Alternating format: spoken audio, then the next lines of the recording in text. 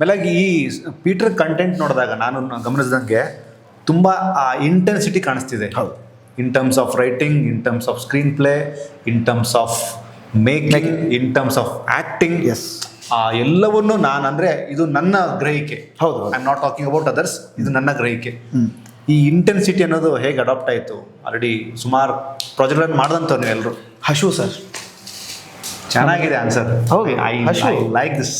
ಈಗ ನಿಮಗೆ ಆ ಒಂದು ಹಶು ಆದಾಗ ನಿಮಗೊಂದು ಇರುತ್ತೆ ಗೊತ್ತು, ನಾನು ತಿನ್ನಬೇಕು, ನಾನು ತಲೆ ತಿರುಗ್ತದೆ, ನಾನು ತಿನ್ನಬೇಕು.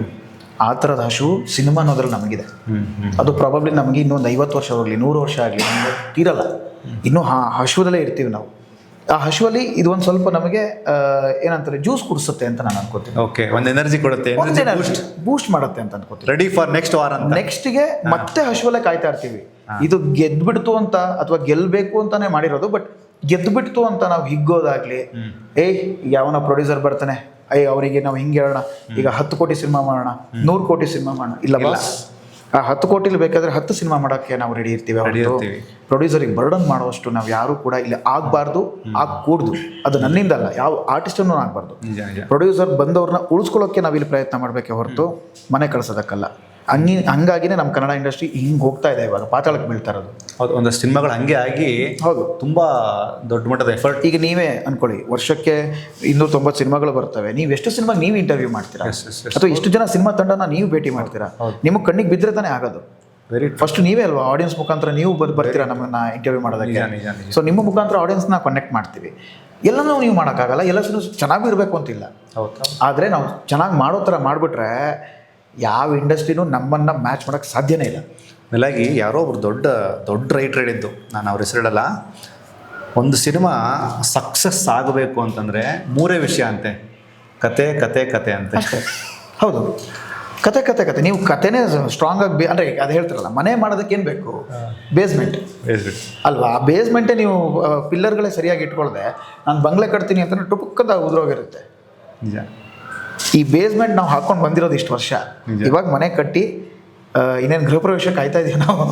ಇವನ್ನು ಸುಖೇಶು ಪೀಟರ್ ಬಗ್ಗೆ ಮತ್ತೆ ಆ ಒಂದಷ್ಟು ಇಂಟ್ರೆಸ್ಟಿಂಗ್ ವಿಷಯ ಶಿವಣ್ಣನ ಬಗ್ಗೆ ಮಾತಾಡುವಾಗ ತುಂಬ ಲಾರ್ಜ್ ಆಗಿ, ಎಮೋಷ್ನಲ್ ಆಗಿ, ದೊಡ್ಡ ಮನೆಯ ಬಗ್ಗೆ ಅದು ಮಾತಾಡಿದ್ರು. ಹೌದು, ಇದು ಔಟ್ ಆಫ್ ದಿ ಬಾಕ್ಸ್ ಅನಿಸಿದ್ರು. ನಾನು ಕೇಳ್ತೀನಿ, ಆ್ಯಸ್ ಅ ಆ್ಯಕ್ಟರ್ ಆಗಿ ರಾಜೇಶ್ ಧ್ರುವ ಶಿವಣ್ಣನ ಸೆಲೆಬ್ರೇಟ್ ಮಾಡಿದಂಥ ರೀತಿ ಹೇಗೆ, ಅಪ್ಪು ಅಣ್ಣನ ಸೆಲೆಬ್ರೇಟ್ ಮಾಡಿದಂಥ ರೀತಿ ಹೇಗೆ, ಅಣ್ಣ ಅವರನ್ನ, ವಿಷ್ಣು ಸರ್ನ, ಇಡೀ ಇಂಡಸ್ಟ್ರಿನ ಒಬ್ಬ ನಟನಾಗಿ ಸೆಲೆಬ್ರೇಟ್ ಮಾಡಿದ್ದು ಹೇಗೆ ರಾಜೇಶ್ ಅಂತ. ಅಂದರೆ ನನಗೇನೋ ನಿಮ್ಮ ಪೀಟರ್ ಮೇಲೆ ಅವರೆಲ್ಲರ ಪ್ರೀತಿ ಇರಲಿ ಅಂತ.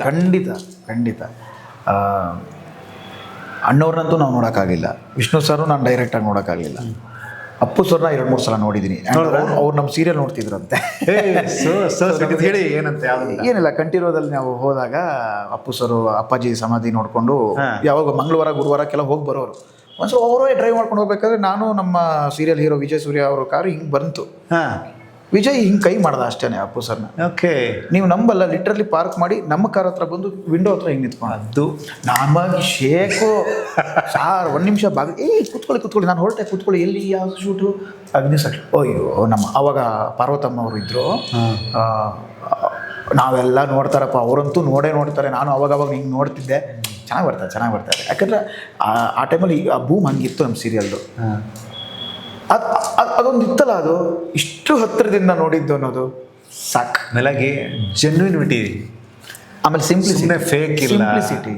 ಯಾವ ಸ್ಟಾರ್ ಅವ್ರ ಬಾಗಿಲಿಂದ ಕಾರಿಂದ ಇಳಿದು ನಮ್ಮ ಡೋರ್ ಹತ್ರ ಹಿಂಗೆ ಬಂದು ಹಿಂಗೆ ಇಟ್ಕೊಂಡು ಯಾರು ಸರ್ ಮಾಡ್ತಾರೆ? ಅದು ಅಪ್ಪೋಣ, ಅದು ಅಪ್ಪು ಸರೇ, ಇನ್ಯಾರೂ ಅಲ್ಲ. 1 ನಿಮಿಷ, ಇದು ಅಪ್ಪು ಸರೇನಾ? ಅಲ್ಲ. ಈ ಥರದ್ದೊಂದಾದರೆ, ಆಮೇಲೆ ಇನ್ನು ಶಿವಣ್ಣ ಜೊತೆ ನಾನು 10 ವರ್ಷದಿಂದ ಒಂದು ರಿಯಾಲಿಟಿ ಶೋ ಮಾಡಿದ್ದೆ. ಓಕೆ, ನಾನು ಸೆಲೆಬ್ರಿಟಿ ಡ್ಯಾನ್ಸರಲ್ಲಿ. ಅಂದರೆ ಶಿವಣ್ಣ, ರಚಿತಾರಾಮ್ ಅವರು ಮತ್ತು ಹರ್ಷ ಮಾಸ್ಟ್ರು, ಕಿಕ್ ಅಂತ ಒಂದು ಶೋ. ಅಲ್ಲಿಂದನೇ ನನಗೆ ಒಂದು ಒಳ್ಳೆ ಬಾಂಡಿಂಗ್ ಇತ್ತು. ಬಟ್ ಕಿಕ್ ಅನ್ನೋ ಚೆನ್ನಾಗಿದೆ. ಬಟ್ ಏನಾಯಿತು, ನನ್ನ ಶೂಟಿಂಗಿನ ಒಂದು ಇದಕ್ಕಾಗಲಿ ಸ್ಕೆಡ್ಯೂಲ್ಸ್ಗಳು, ಅವರು ಶೂಟಿಂಗ್ ಸ್ಕೆಡ್ಯೂಲ್ಸ್ಗಳು, ನನಗೆಲ್ಲೂ ಮತ್ತೆ ಮೀಟ್ ಮಾಡೋಕ್ಕೆ ಅವಕಾಶನೇ ಸಿಕ್ಕಿಲ್ಲ. ಆಮೇಲೆ ನಾನು ಪದೇ ಹೋಗಿ ಅವ್ರಿಗೆ ಡಿಸ್ಟರ್ಬ್ ಮಾಡಿ ನನ್ನ ಮುಖ ಪರಿಚಯ ಇದೆಯಾ ಅಂತ ತೋರಿಸೋ ಒಳ್ಳೇದು, ನನಗದು ಇಂಟ್ರೆಸ್ಟ್ ಇಲ್ಲ. ನಾನು ಯಾರ ಹತ್ರನೂ ಆ ಥರ ರಿಲೇಷನ್ಶಿಪ್ ಮೇಂಟೈನ್ ಮಾಡಲ್ಲ. ಬಟ್ ಸಿಕ್ಕಾಗ ಅಕಸ್ಮಾತ್ ಅವ್ರಾಗ ಗುರ್ತಿಡಿದ್ಬಿಟ್ಟು ನನಗೊಂದು ಖುಷಿ. ಬಟ್ ಅವ್ರು ಹಿಂಗೆ ಅಂದರು ನನಗೆ ಮೊನ್ನೆ ಅಂತಂದರು, ಶಿವಣ್ಣ ನಾವು ಹಿಂಗೆ ಮಾಡಿದ್ವಿ, ಸಾರಿ ನೆನಪಿಲ್ಲ ಅಂತಂದ್ರು. ಪರವಾಗಿಲ್ಲ, ಏನು ನೆನ್ಪಿಟ್ಕೋಬೇಕು ಅಂತಂದು ಯಾರೂ ಅಲ್ಲ ನಾವು ಅವ್ರ ಮುಂದೆ. ಬಟ್ ಖುಷಿಯಿಂದ ಸಿನಿಮಾ ಟೀಸರ್ನ ನೋಡಿ, ಟ್ರೇಲರ್ ನೋಡಿ, ಸಾಂಗ್ಸ್ ನೋಡಿ, ಎಷ್ಟು ಚೆನ್ನಾಗಿ ಮಾಡಿದ್ದೀರಾ, ಯಾವ ಜಾನ್ರ ಇದು, ಏನು ಕತೆ, ಅವ್ರು ಜುಟ್ಟು ಬಿಟ್ಕೊಂಡು ಬಂದ್ರಲ್ಲ, ಅದು ಆ ಮಗು ಥರ ಅವರು ಅದನ್ನ ಸ್ಪೆಸಿಫಿಕ್ ಆಗಿ ಅವರು ಮೆನ್ಷನ್ ಮಾಡಿದಾರೆ ತಮ್ಮ ಮಾತಲ್ಲಿ. ಹೌದು, ಮಗು ಥರ ಅಷ್ಟು ಖುಷಿ ಪಟ್ಕೊಂಡು ನಮ್ಮನ್ನು ಸಪೋರ್ಟ್ ಮಾಡೋದಿದೆಯಲ್ಲ ಸರ್, ಅದು ನನಗೆ ಗೊತ್ತಿರೋಂಗೆ ಅದಕ್ಕೆ ದೊಡ್ಡ ಮನೆ ಅಂತ ಹೇಳೋದು ಅವ್ರನ್ನ. ನಮಗೆ ಡಾಲಿಸವರು ಮಾಡಿದ್ದಾರೆ, ಸಪೋರ್ಟ್ ಮಾಡಿದ್ದಾರೆ, ನಾನಿಲ್ಲ ಅಂತ ಹೇಳೋದು. ಬಟ್ ಯಾರು ಏನೇ ಮಾಡಿದ್ರು ದೊಡ್ಡ ಮನೆಯಿಂದ ನಾವು ಇಲ್ಲಿಗೆ ಬರಬೇಕು. ಒಂದು ಆಶೀರ್ವಾದ ತಗೊಂಡು ಬಂದ್ಬಿಟ್ರೆ ನಮಗೆ ಎಲ್ಲ ಥರದ ಸಪೋರ್ಟ್ ಸಿಕ್ಕಂಗೆ. ಇವನ್ ಮೊನ್ನೆ ಶಿವಣ್ಣ ಆಶೀರ್ವಾದ ಮಾಡಿರೋದು, ಅಣ್ಣವರು, ಅಪ್ಪು ಸರ್ ಎಲ್ಲರೂ ನಮ್ಗೆ ಆಶೀರ್ವಾದ ಮಾಡೋದಷ್ಟೇ ಖುಷಿ ಆಯಿತು ಪೀಟರ್ಗೆ. ನಿಜ. ನೋಡೋಣ ಇನ್ನು ಏನೇನು ಆಗುತ್ತೋ, ಆ ಒಂದು ಫಲ ಏನೇನು ಕೊಡುತ್ತೋ ನಾವು ಕಾಯ್ತಾ ಇದ್ದೀವಿ. ಆ್ಯಂಡ್ ವಿಷ್ಣು ಸರ್, ನಮ್ಮ ಸಿನಿಮಾ ರಿಲೀಸ್ ದಿನನೇ ವಿಷ್ಣು ಸರ್ದು ಕೋಟಿಗೊಬ್ಬ ರಿಲೀಸ್ ಅದನ್ನ ನೋಡಿ. ಅಲ್ಲಲ್ಲ, ನಾನು ಹೇಳೋದು ಅಷ್ಟೇ, ವಿಷ್ಣು ಸರ್ ಅಭಿಮಾನಿಗಳು ಸ್ಪೆಷಲಿ ಅಲ್ಲಿಗೆ ಹೋಗಿ ಈ ಕಡೆ ಬನ್ನಿ. ಒಬ್ಬ ಕೋಟಿಗೊಬ್ಬನ ನೋಡ್ಕೊಂಡು ಅಲ್ಲ ಸಾಮಾನ್ಯದವ್ರನ್ನ ನೋಡಿ. ಓಕೆ, ಒಂದು ಕೆಲಸ ಮಾಡೋಣ, ನೀವು ಹಂಗಿರಲ್ಲ, ನಾನು ವಿಷ್ಣು ಸರ್ ಬಿಗ್ ಫ್ಯಾನು. ಒಂದು ಕೆಲಸ ಮಾಡಿ, Rajesh Dhruva point of view first show Kotigobba ನೋಡಿ, ಸೆಕೆಂಡ್ ಶೋ ಬನ್ನಿ. ನಾನು ಅಂತೀನಿ ಫಸ್ಟ್ ಶೋ ಪೀಟರ್ ನೋಡ್ಕೊಂಡು ಕೋಟಿಗೊಬ್ಬ ಹೋಗಿ. ಅಂದರೆ ಇಟ್ಸ್ ಆಲ್ ಅಬೌಟ್ ಹೆಂಗಾದ್ರು ಓಕೆ. ಬಟ್ ನಾವು ಅವ್ರನ್ನ ಆ ಟೈಮಲ್ಲಿ ಕೋಟಿಗೊಬ್ಬ ಟೈಮಲ್ಲಿ ನಂಗೆ ಗೊತ್ತಿಲ್ಲ, ತುಂಬ ಚಿಕ್ಕವನು ನಾನು, ಸೆಲೆಬ್ರೇಟ್ ಮಾಡೋಕ್ಕಾಗಿರಲಿಲ್ಲ. ಪ್ರಾಬಲಿ ನಾನೇ ಫಸ್ಟ್ ಶೋ ಕೋಟಿಗೊಬ್ಬ ಅಲ್ಲಿಗೆ ಹೋಗಿ ನಾನೇ ಪಿಟರಿಗೆ ಬರ್ತೀನಿ. ದೊಡ್ಡವ್ರಿಗಿಂತ ದೊಡ್ಡವರಾಗೋದು ಅವಶ್ಯಕತೆ ಇಲ್ಲ, ಅವರ ದೊಡ್ಡವರಾಗೇ ಇರಲಿ. ಅವರು ತುಂಬ ಚೆನ್ನಾಗಿ ಆಗಲಿ. ಮೇಲಾಗಿ ಪೀಟರ್ದ ಕಾಂಟೆಂಟ್ ತುಂಬ ಚೆನ್ನಾಗಿ ಡೆಲಿವರಿ ಆಗಿದೆ ಎಲ್ರಿಗೂ. ಹೌದು, ನೀವು ಬಿಟ್ಟಂಥ ಸಾಂಗ್ಸು, ನೀವು ಬಿಟ್ಟಂಥ ಒಂದಷ್ಟು ಎಫರ್ಟು. ಹೌದು, ನಾನು ಅದೇ ಅಂತೀನಿ, ಸಿನಿಮಾನ ನಾವು ನಾರ್ಮಲ್ ಆಗಿ ಪ್ರೀತಿಸೋದಕ್ಕೂ ಸಿನಿಮಾನ ಜೆನ್ವಿನ್ ಆಗಿ ಪ್ರೀತಿಸೋದಕ್ಕೂ ವ್ಯತ್ಯಾಸ ಇದೆ. ಕರೆಕ್ಟ್, ಹೌದು, 100%. ಎಲ್ಲರೂ ಪ್ರೀತಿಸ್ತಾರೆ, ಬಟ್ ಜೆನ್ವಿನ್ ಆಗಿ ಪ್ರೀತಿಸೋರೆ ಗಟ್ಟಿಯಾಗಿ ಇಲ್ಲಿ ನಿಲ್ಲೋದು. ಹೌದು, ಅದರದ್ದು ಗಟ್ಟಿ ಕಾಂಟೆಂಟ್ ಇದಾಗಲಿ, ತುಂಬ ಗಟ್ಟಿ ಕಾಂಟೆಂಟ್ ಆಗಿದೆ. ನೀವೆಲ್ಲ ನೋಡಿ ಜೆನ್ಯೂನ್ ಆಗಿ ನಿಮಗೇನು ಅನಿಸುತ್ತೋ, ಎಲ್ಲೂ ಉಪ್ಪು ಖಾರ ಹಾಕಿದೆ, ಕಥೆನ ಬಿಟ್ಕೊಡದೆ ನೀವು ಆಡಿಯನ್ಸ್ಗೆ ಹೇಳ್ಬಿಟ್ರೆ ನಾವು ಗೆದ್ದಿದ್ದೀವಿ ಅಂತ ಅರ್ಥ. ಎಸ್, ನಿಮ್ಮ ಜೊತೆಗೆ ಆ್ಯಕ್ಟ್ ಮಾಡೋಂಥ ಸ್ಟಾರ್ ಕ್ಯಾಸ್ಟು ಟೆಕ್ನಿಷಿಯನ್ಸ್ ಬಗ್ಗೆ ರಾಜೇಶ್ ಅದೇ ಹೇಳಿದೆ, ಎಲ್ಲರೂ ಎಕ್ಸ್ಪೀರಿಯನ್ಸ್ಡ್, ಯಾರು ಕೂಡ ಸುಮ್ಮನೆ ಆಡಿಷನ್ನು ಲುಕ್ ಟೆಸ್ಟಿಂದ ಸೆಲೆಕ್ಟ್ ಆಗಿ ಬಂದಿಲ್ಲ. ಅವರವರ ಒಂದು ಎಕ್ಸ್ಪೀರಿಯನ್ಸಿಗೆ ತಕ್ಕಂಗೆ ಇಲ್ಲಿದ್ದಾರೆ. ನೀವು ಇಡೀ ಸಿನಿಮಾ ನೋಡಿದಾಗ ಒಂದು ಚಿಕ್ಕ ರೋಲಿಂದ ಹಿಡಿದು ದೊಡ್ಡ ರೋಲ್ವರೆಗೂ ಏನು ಮಾಡಿದ್ದಾರೆ ಅವ್ರನ್ನೆಲ್ಲರೂ ನೀವು ಅಪ್ರಿಷಿಯೇಟ್ ಮಾಡಿ ನೆನ್ಪಿಟ್ಕೋತೀರ. ಪ್ರಾಬಬ್ಲಿ ಹೊರಗಡೆ ಬಂದಾಗ ಯಾರು ಸಿಕ್ಕಿದ್ರೆ ನೀವು ಅವರಲ್ವಾ ಅಂತ ಮಾತಾಡಿಸ್ತಾರೆ. ಅದಂತೂ ನಾನು ಹೇಳಬಲ್ಲೆ. ಪ್ರತಿಯೊಂದು ಪಾತ್ರನೂ ಅಷ್ಟು ಅಚ್ಚುಕಟ್ಟಾಗಿ ಬರೆದಿದ್ದಾರೆ, ಅದಕ್ಕೆ ಅದರತ್ತ ವೇಟೇಜ್ ಇದೆ. ಸುಮ್ಮನೆ ಎಲ್ಲೆಲ್ಲೂ ತುರ್ಕಿಲ್ಲ, ಏನೂ ಮಾಡಿಲ್ಲ. ಅಂದರೆ ಆಡಿಯನ್ಸಿಗೆ ಏನು ಬೇಕೋ ಅದನ್ನು ಮನಸ್ಸಲ್ಲಿ ಇಟ್ಕೊಂಡು ಅವ್ರ ಪಲ್ಸ್ನ ಅರ್ಥ ಮಾಡಿಕೊಂಡು ಈಗ ಬೇಕಾಗಿರೋ ಇಂಡಸ್ಟ್ರಿಯ ಸ್ಟ್ಯಾಂಡರ್ಡ್ಸ್ಗೆ ಈ ಸಿನಿಮಾ ಆಗಿರುವಂಥದ್ದು. ಸೊ ಹಾಗಾಗಿ ಎಲ್ಲೂ ಕೂಡ ಮೋಸ ಅಂತೂ ಸಾಧ್ಯನೇ ಇಲ್ಲ ಈ ಸಿನಿಮಾದಿಂದ. ನೋಡಿದಾಗ ಅವರೇ ಹೇಳ್ತಾರೆ ಇನ್ನೊಂದ್ಸಲ ನೋಡೋಣ ಸಿನಿಮಾ ಅಂತ ಕರ್ಕೊಂಬರ್ತಾರೆ.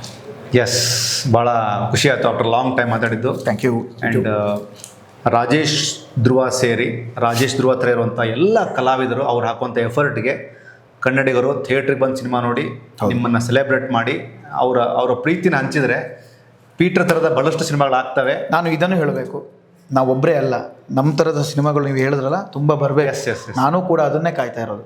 ನಾವೊಬ್ಬರೇ ನಿಂತ್ಕೊಂಡ್ರೆ ಸಾಕು ಗುರು, ನಾನೊಬ್ಬನೇ ಗೆಲ್ಲಬೇಕು ಅಂತ ನಾನಿಲ್ಲಿ ಎಲ್ಲೂ ಹೇಳ್ತಿಲ್ಲ. ನಮ್ಮ ಇಂಡಸ್ಟ್ರೀಲಿ ನಮ್ಮ ಥರದ ಸಿನಿಮಾಗಳು, ನಮ್ಮ ಥರದ ನಟರು ಇನ್ನೂ ಹುಟ್ಕೋಬೇಕು. ಅದಕ್ಕೆ ನಾವೇನು ಮಾಡ್ಬೋದು, 100% ನಾವು ನಿಂತ್ಕೊತೀವಿ. ತುಂಬ ಒಳ್ಳೆ ಪಾಯಿಂಟ್ ಇತ್ತು, ಎಂಡಿಂಗ್ ಪಾಯಿಂಟ್ ಚೆನ್ನಾಗಿ. ಆ್ಯಂಡ್ ಎಸ್ಪೆಷಲಿ ಡಾಲಿ ಸರ್ ಮಾಡ್ತಾ ಇದ್ದಾರೆ ಇವಾಗ. ಎಸ್, ತುಂಬ ಹೊಸೊಬ್ಬರಿಗೆ ಮುಂದೆ ತರ್ತಾ ಇದ್ದಾರೆ. ಶಿವಣ್ಣ ಮಾಡ್ತಿದ್ದಾರೆ. ಹೌದು. ಆಮೇಲೆ ಅಪ್ಪು ಸರ್ ಇದ್ದಾಗ ಮಾಡ್ತಾಯಿದ್ರು, ಇವಾಗಲೂ ಅದು ನಡೀತಿದೆ, ಒಂದು ಸಣ್ಣ ನಡೀತಿದೆ.